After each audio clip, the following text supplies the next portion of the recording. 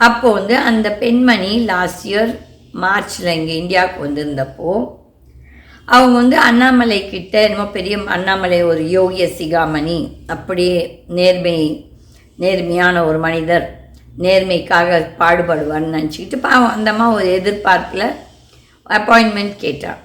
ஆனால் இந்த காணொலி பார்த்துட்டு அவங்களுக்கு கூட பார்த்துட்டு இருக்கலாம்.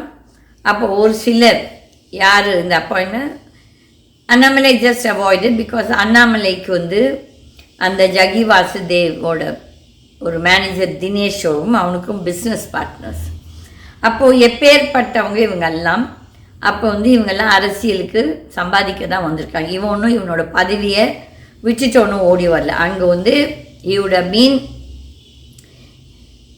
புக்ட் ஃபார் மர்டர், அதை தப்பிச்சுட்டு அங்கேருந்து இந்த பிஎல் சந்தோஷோட உதவியால் இங்கே தமிழ்நாட்டுக்கு ஓடி வந்து அரசியல் பண்ணி